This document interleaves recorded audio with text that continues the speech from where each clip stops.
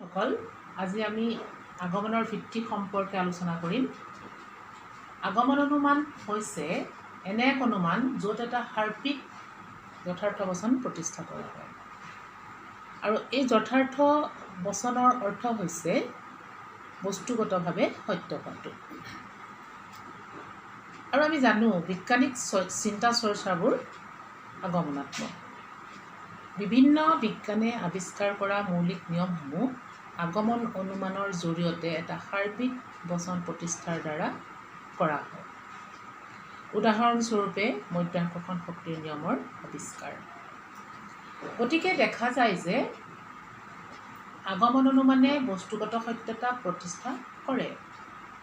আৰু সেইবাবে প্ৰথমতে অনুমানটো কিছুমান আকাৰমূলক নিয়মসিদ্ধ হ'ব লাগিব, তেতিয়াহে ই বস্তুগতভাৱে সত্য হ'ব।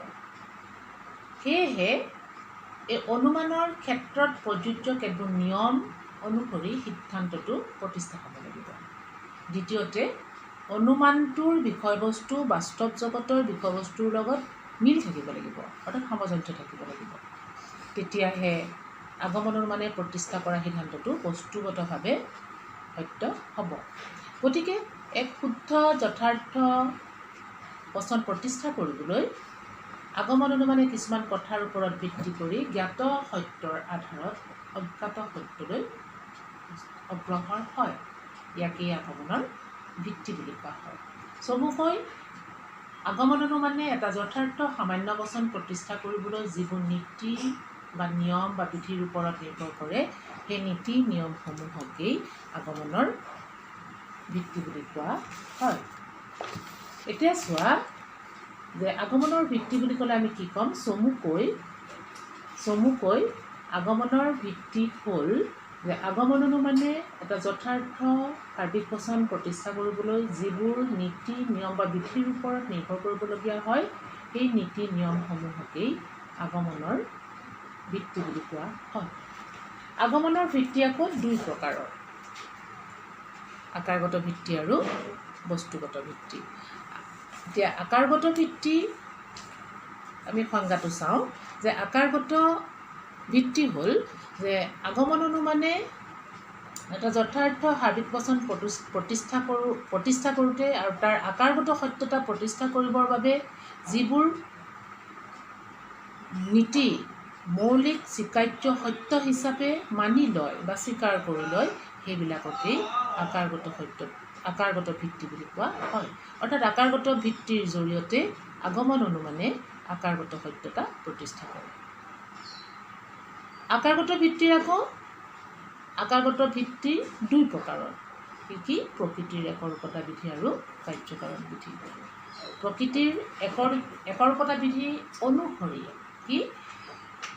প্ৰকৃতি ৰাজ্য নিয়মৰ অধীন। এক বিশেষ পৰিস্থিতিত যি ঘটে সি একেই পৰিস্থিতিত সদায় ঘটিব।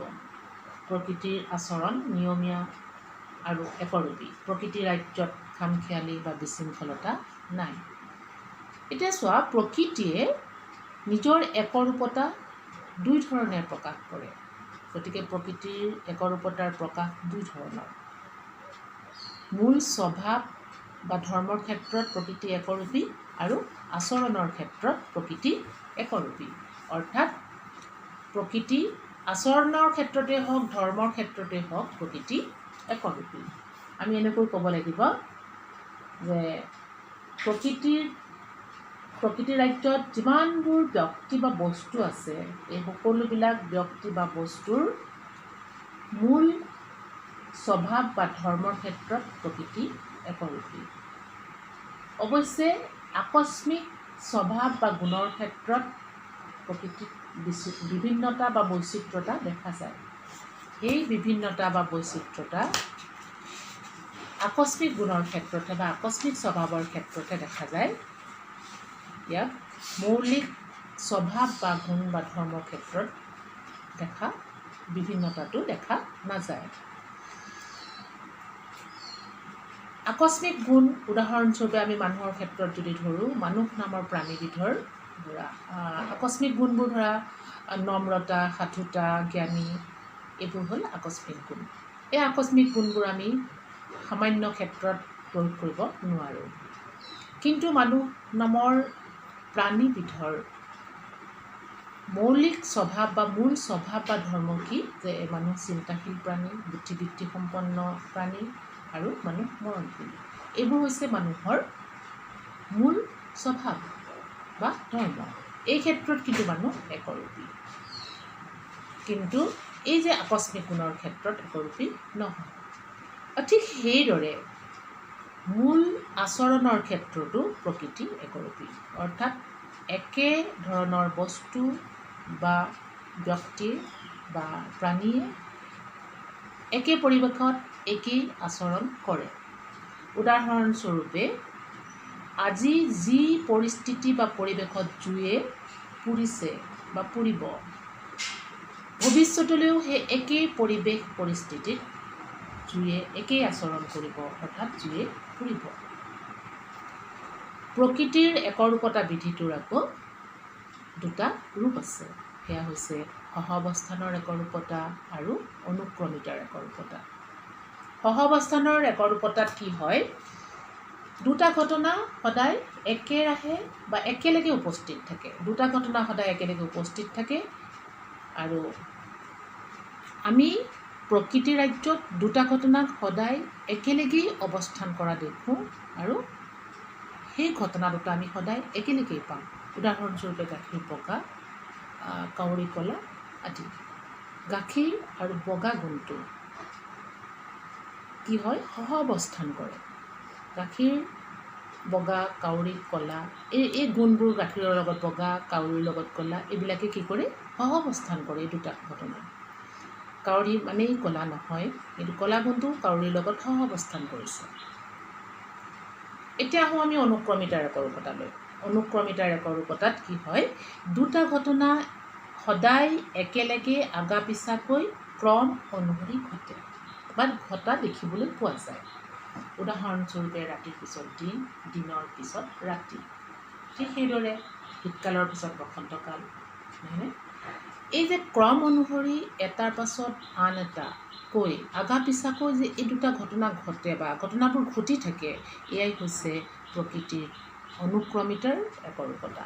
গতিকে প্ৰকৃতিৰ একৰূপতা ৰূপ দুটা, সেয়া হৈছে সহাৱস্থানৰ একৰূপতা আৰু অনুক্ৰমিতাৰ একৰূপতা।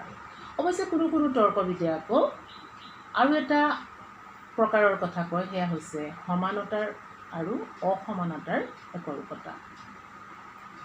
এতিয়া চাওঁ আমি যে এই একৰূপতাৰ বিষয়ে আলোচনা কৰি থাকোঁতে আমাৰ মনলৈ এটা প্ৰশ্ন আহিছে যে প্ৰকৃতি যদি একৰূপীয়ে হয়, প্ৰকৃতিত তেতিয়া কিয় বিচিত্ৰ ঘটনাবোৰ বা ভিন্নতা আমি দেখিবলৈ পাওঁ?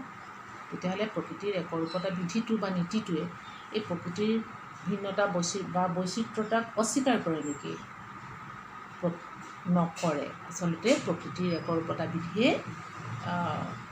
প্ৰকৃতিৰ ভিন্নতা বা বৈচিত্ৰতাক অস্বীকাৰ নকৰে। প্ৰকৃতিৰ একৰূপতা বিধিয়ে কি কৰে? যে এই বিচিত্ৰতাৰ বা ভিন্নতাৰ মাজতেই কি আছে? একতা আছে বুলি কয় বা ধৰি লয়। গতিকে প্ৰকৃতিত যদি আমি কোনো কোনো ক্ষেত্ৰত আমি কি কৰোঁ? প্ৰকৃতিৰ আচৰণ বেলেগ বেলেগ হ'লেও সেই বিভিন্নতাৰ মাজত কিন্তু প্ৰকৃতিৰ একৰূপতাই ভুমুকি মাৰে বা প্ৰকাশ কৰে, নহয়নে? বিচিত্ৰতা থাকিব পাৰে, নথকা নহয়। প্ৰকৃতিৰ একৰূপতাৰ লগত বৈচিত্ৰতা প্ৰকাশ পায়, নহয়নে? এই বৈচিত্ৰতাৰো নিশ্চয় এটা প্ৰাকৃতিক কাৰণ আছে, কিন্তু এই কাৰণটো আমি উদ্ভাৱন কৰিব নোৱাৰোঁ। আৰু যেতিয়াই আমি এই ভিন্নতাৰ বা এই বৈচিত্ৰ ঘটনাবিলাকৰ কাৰণটো উদ্ঘাটন কৰিব পাৰিম, তেতিয়া আমি দেখিম যে প্ৰকৃতি একৰূপী। তৰ্কবিদ মিলৰ মতে কোনেও বিশ্বাস নকৰে যে বৰষুণৰ অনুক্ৰম আৰু ভাল বতৰ বৰ্তমানৰ দৰে ভৱিষ্যতেও প্ৰত্যেক বছৰে একেই হ'ব। কোনেও আশা নকৰে যে প্ৰত্যেক ৰাতিয়েই একেটা সপোনেৰে পুনৰাবৃত্তি হ'ব। প্ৰকৃততে প্ৰকৃতি একৰূপীয়েই নহয়, ই অনন্তভাৱে বিচিত্ৰ। তৰ্কবিদ মিলে এইদৰে ক'লে। তাৰপিছত কাৰ্ভেট্ৰিজে কৈছে যে এই বিভিন্ন ধৰণেৰে প্ৰকৃতি একৰূপী নহয় যেন দেখা যায়। অৰ্থাৎ বৈচিত্ৰতা আছে। বস্তুৰ আয়তন, ৰং, ৰূপ আৰু অন্যান্য গুণৰ ক্ষেত্ৰত বিভিন্ন পাৰ্থক্য দেখা যায়। বতাহ আৰু বতৰৰ ক্ৰম অনিশ্চিত, বাণিজ্য আৰু ৰাজনীতিৰ ক্ৰমো আশ্চৰ্যৰে ভৰা। বিচিত্ৰতা আৰু এই বিভিন্নতাৰে ভৰপূৰ হ'লেও প্ৰকৃতি কিন্তু একৰূপী। প্ৰকৃতিৰ একৰূপতা বিধিটোৰ অৰ্থ হৈছে যে ভৱিষ্যত বৰ্তমান ভৱিষ্যতৰ দৰেই আৰু অতীত বৰ্তমানৰ দৰেই, হয়নে? গতিকে এই বিধিটোৰ প্ৰকৃত অৰ্থ এনেকুৱা যে কিছুমান পৰিস্থিতি বা চৰ্তৰ ওপৰত নিৰ্ভৰ কৰিহে প্ৰকৃতি একৰূপী। যেতিয়াই সেই পৰিস্থিতি বা চৰ্তৰ পুনৰাবৃত্তি হয় তেতিয়া সেই একেটা ঘটনাকেই কিন্তু ঘটে। অতীতত যি পৰিস্থিতি বা চৰ্তৰ ওপৰত নিৰ্ভৰ কৰি বানপানী হৈছিল, বৰ্তমানেও সেই পৰিস্থিতি বা চৰ্ত যদি উপস্থিত হয় তেতিয়াহ'লে বানপানীৰ পুনৰাবৃত্তি হ'ব। গতিকে প্ৰকৃতিত যদিও বিচিত্ৰতা বা বিভিন্নতা আছে, তাৰ মাজতে কিন্তু প্ৰকৃতি একৰূপী। আৰু প্ৰকৃতিৰ একৰূপতা বিধিয়ে প্ৰকৃতিৰ বিভিন্নতাক অস্বীকাৰ নকৰে। আমি এইখিনি কথা প্ৰকৃতিৰ একৰূপতা বিধিৰ ক্ষেত্ৰত এনেকৈ ক'ব পাৰোঁ। তাৰপিছত আকৌ প্ৰকৃতিৰ একৰূপতা বিধিৰ বিষয়ে আমি আৰু অকণমান কথা আমি ক'ব লাগিব, যে আমি এটা কথা উল্লেখ কৰিবই লাগিব যে প্ৰকৃতিৰ যি এই সমগ্ৰ ঘটনাৱলীক, নহ'লে প্ৰকৃতিৰ গোটেই বিভিন্ন ঘটনা ঘটি থাকে, এই সমগ্ৰ ঘটনাৱলীক সামৰিব পৰাকৈ কিন্তু প্ৰকৃতিত কেৱল এটা নিয়মেই নাই। প্ৰকৃতিৰ বিভিন্ন বিভাগসমূহৰ বিভিন্ন ধৰণে নিয়মৰ অধীন। সেয়েহে প্ৰকৃতিত এটা নিয়মেই বিৰাজ কৰিব নোৱাৰে। বেইন নামৰ তৰ্কবিজ্ঞানীজনে কৈছে যে জগতৰ ক্ৰম কেৱল এটা নিয়মৰ অধীন নহয়, ই বহুতো নিয়মৰ অধীন। উদাহৰণস্বৰূপে পদাৰ্থ বিজ্ঞানত থকা প্ৰকৃতিৰ মূল নিয়মটো মধ্যাকৰ্ষণ শক্তিৰ নিয়ম। সেইদৰে প্ৰকৃতিৰ বিভিন্ন বিভাগসমূহো নিৰ্দিষ্ট নিয়মৰ অধীন। প্ৰকৃতি এখন সামগ্ৰিক জগত। প্ৰকৃতিৰ অন্তৰ্গত বিভিন্ন অংশসমূহ প্ৰত্যেকৰে একো একোটা অবিচ্ছেদ্য অংশ নতুন। এই সমগ্ৰ জগতৰ একো একোটা অংশ এই বিভিন্ন বিজ্ঞান বা বিভিন্ন বিভাগসমূহ। গতিকে এই গোটেই বিভিন্ন অংশবোৰ সেই সমগ্ৰৰ মাজত অন্তৰ্নিহিত বা নিহিত হৈ আছে। এই বিভিন্ন অংশবোৰ এই গোটেই বিশ্ব প্ৰক্ৰিয়াৰ লগত সামগ্ৰিকভাৱে জড়িত হৈ আছে। এই অৰ্থত প্ৰকৃতি বহুৰূপী নহয়, একৰূপী, কাৰণ সমগ্ৰতাৰ লগতেই জড়িত হৈ আছে। প্ৰকৃতিৰ এই বিভিন্ন নিয়মসমূহৰ মাজত আকৌ যি ঐক্য আমি দেখা পাওঁ বা দেখা যায়, সেই ঐক্যলৈ মন কৰিলে আমি প্ৰকৃতিক একৰূপী বুলি কোৱাতকৈ প্ৰকৃতিৰ ঐক্যতা বুলি ক'লে আমি বেছি স্পষ্ট যেন লাগে বা খাপ খায়। কিন্তু বিশ্ব প্ৰকৃতি পৰিৱৰ্তনহীন নহয়। পৰিৱৰ্তন হয়, তাৰমানে পৰিৱৰ্তনহীন নহয়। বৰঞ্চ প্ৰকৃতিৰ বিভিন্ন অংশ বিভিন্ন সম্পৰ্কত অহৰহ পৰিৱৰ্তনশীলতাৰ মাজত বিশ্ব প্ৰক্ৰিয়া এক সাধাৰণ চৰিত্ৰ আমি দেখা পাওঁ। কিন্তু প্ৰকৃতিৰ একো একোটা অংশ আছে, উদাহৰণস্বৰূপে অন্যান্য গ্ৰহ নক্ষত্ৰবোৰ, হয়নে, য'ত এতিয়াও কোনো নিয়ম আৱিষ্কৃত হোৱা নাই বা যাৰ বাবে এতিয়াও কোনো নিয়ম আৱিষ্কৃত হোৱাই নাই। সেইবোৰো কি হৈ আছে এতিয়া যদিও সেইবোৰ আছে, তথাপি সামগ্ৰিকতাৰ লগত সিহঁত সাঙুৰ খাই আছে। শেষত আমি এইদৰে ক'ব পাৰোঁ যে প্ৰকৃতিৰ বিভিন্ন ঘটনাৱলীৰ যি আভ্যন্তৰীণ সম্পৰ্ক সি একৰূপী, অৰ্থাৎ প্ৰকৃতি একৰূপী। গতিকে আমি এতিয়া এইখিনিতে আজিলৈ সামৰোঁ। ইয়াৰ পিছৰ কথাবোৰ আমি পিছৰ ভিডিঅ'ত আলোচনা কৰিম। ধন্যবাদ।